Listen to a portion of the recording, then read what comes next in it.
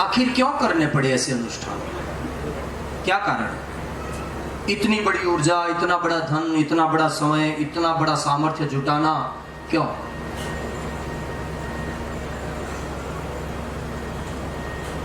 एक ऐसा व्यक्ति समाज में सेवा में उतरे जिसकी सेवा शुद्ध हो।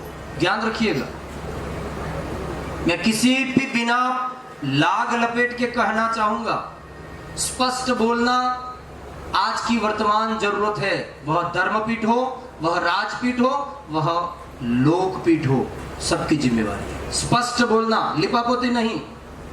सुंदरकांड में एक जगह पर लिखा है, सचिव वैद्य गुरु तीन जो प्रिय बोल है भय आस।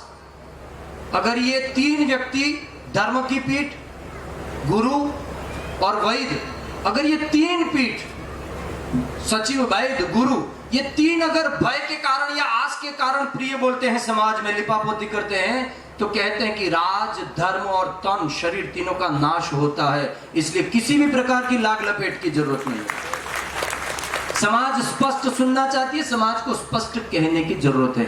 समय वर्तमान सनातन का यह है कि बहुत लंबे समय से हम अरसों से मार खाते आ रहे हैं।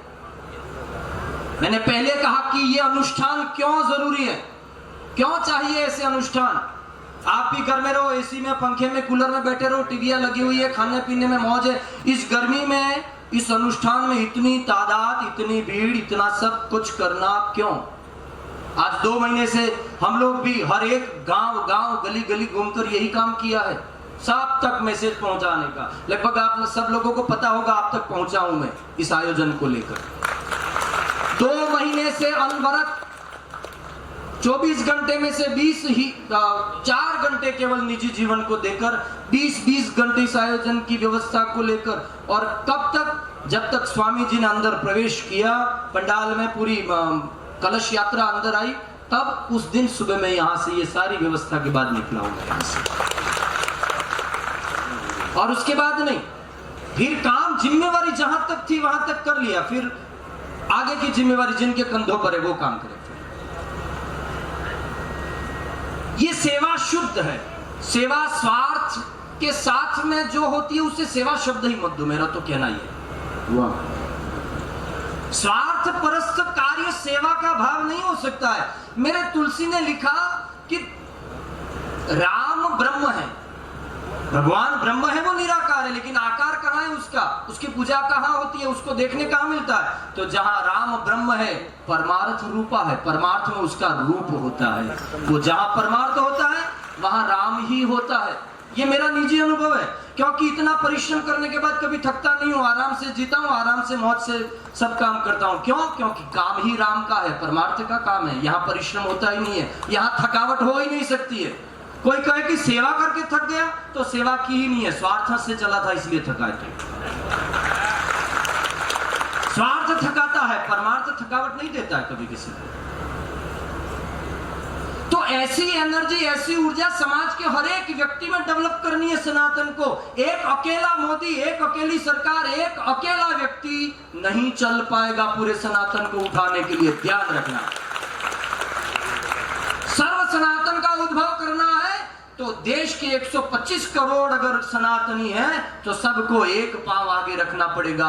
अगर एक पांव 125 करोड़ लोग आगे रखेंगे तो देश 125 करोड़ कदम आगे बढ़ेगा।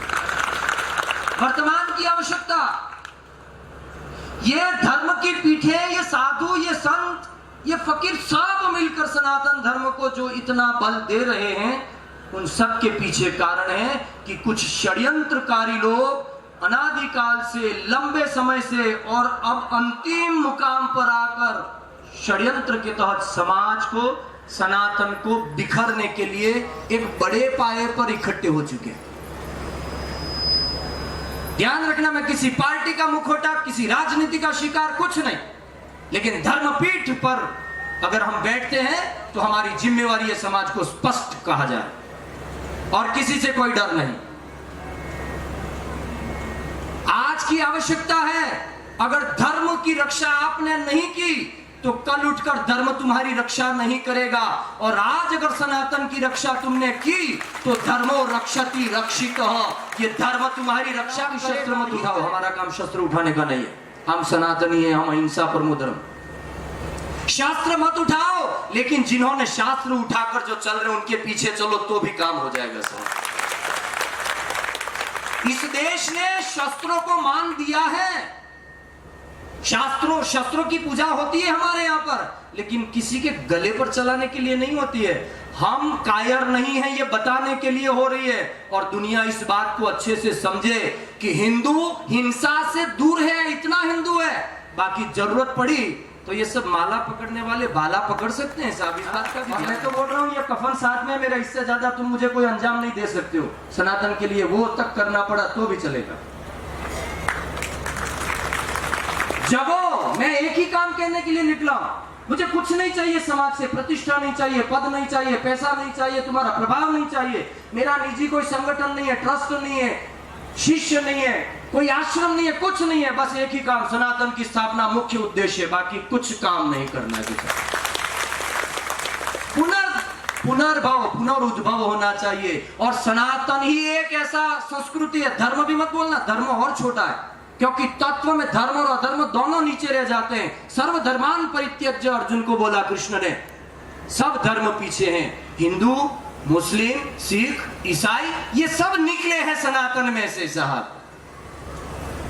सनातन आज का है, तुलसीदास जी को पूछो, एक बार त्रेता युग माई शंभु गए कुंभज ऋषि पाई। त्रेता युग में राम की कथा आज गाई जा रही है, वही प्रयाग की भूमि है, वही अयोध्या है। तो हम त्रेता युग यानी एक एक युग में लाखों लाखों वर्ष है। तुम 2000-5000 वर्षों की बात करते हो और बोलते हो कि हम 1400 साल से, हम 2000 साल से। अरे जरा देखो सनातन कब से है। जब से धरती हुई है, खंड आया है धरती का, तब से तुम और हम सनातनी लोग हैं। लेकिन आज सिमटते सिमटते कितने रह गए।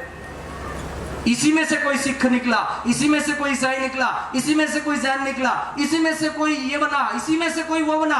जितने आए सबने संप्रदाय बना बनाकर धर्म बना दिए। और सनातन मूल का भगवा झंडा आज भी अकेला फहर रहा है, अगर उस पर ध्यान नहीं दिया गया। जो बने वो थोड़ी प्रतिष्ठा पाने के लिए अलग वाड़ा बनाया, उन्होंने धर्म ठोक दिया, उन्होंने अपना झंडा बना दिया, वो सनातन से अलग हो गए। अरे रखो तुम्हारा, लेकिन सनातन के बगमे की छाया के नीचे हो तो ही कबूल है। बनाओगे बहुत बड़े बड़े आश्रम और बहुत बड़े बड़े सब काम करो, लेकिन सनातन से अलग परिचय तुम्हारा नहीं हो सकता है। और सनातन से अलग परिचय करके तुम अगर अपना आइडेंटिटी करना चाहते हो तो सनातन कबूल नहीं करेगा उस बात को।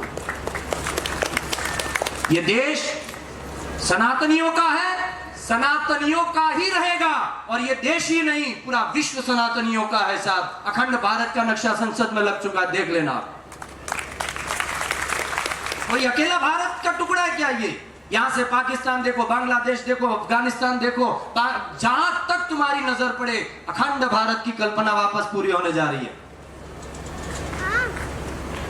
और हो के रहेगी। लेकिन कब?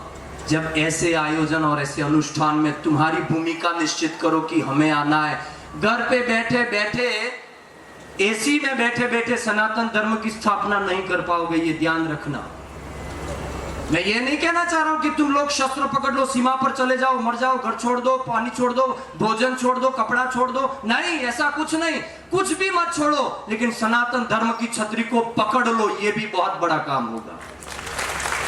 मैं कई जगह पर, कई गांवों में घुमा, पता है ना आपको? अरे पता है ना गिरिराज किसने उठाया था? कृष्ण भगवान ने उठाया था, कोई ग्वाल वालों ने नहीं उठाया था। लेकिन अकेला कृष्ण कहीं नजर नहीं आएगा, ग्वाल बाल साथ में देखेंगे आप अगर देखना चाहें। वैसे आज भी सनातन धर्म का गिरिराज तो एक मेरे देश के सम्राट ने उठाकर रखा है। आप और हम केवल अपनी अपनी लाठी लगाकर उसको दे दो, ताकि इतिहास में तुम भी अमर हो जाओगे। इतिहास तुम्हें भी अमर की ओर घोषित करेगा। अकेले कृष्ण नहीं है, ग्वाल बाल थे लाठी लगाकर, छोटी छोटी लाठी सबकी चाहिए। फिर बोलूं, गलत अर्थ में मत ले जाना। जो सनातन धर्म का काम करेगा हम उसके लिए काम करेंगे, यही एक मोटो है, बाकी कुछ नहीं। जय श्री राम। और दूसरा कि वीरेंद्र जी ने जो काम किया है साहब, मैं अपनी नजरों से 8 वर्षों से नियमित इस गौशाला को देख रहा हूं, वरना कोई लेना देना नहीं है। मैं भी व्यासपीठ लेकर दुनिया में घूमता हूं, कथाकार होने के बाद भी कार्यकर्ता बना। क्यों? उनके संकल्पों की ताकत के कारण। इस आदमी का संकल्प ऐसा था कि एक व्यासपीठ बैठे, उससे पहले दूसरी व्यासपीठ ने 2 महीना घूमकर काम किया इस व्यासपीठ की सेवा में, घर घर गांव गांव जाकर, और आज वो स्वरूप नजर आ रहा है। आपने कथा इसी तरीके से बिल्कुल बिना कुछ लिए, मैं आपको और कह दूं कि स्वामी जी का एक रत्ती भर इस पूरे आयोजन में कहीं पर भी रत्ती भर भी कोई स्वार्थ नहीं, बिल्कुल देने के लिए ही आए हैं, लेना उनका कोई उद्देश्य नहीं।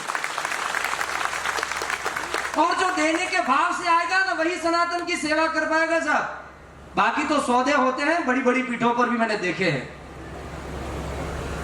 में भी शुद्धि होनी चाहिए, ये राजतंत्र में भी शुद्धि होनी चाहिए। और कौन करेगा? ये मां सनातन समाज ही इन सारी शुद्धियों को करेगा। कहा मत न दो, लेकिन अब इतना तो जाग जाना कि सनातन धर्म की आड़ में कौन है और सनातन धर्म किसकी आड़ में बच रहा है, दोनों ध्यान रखना। राम, जय सिया राम, हर हर।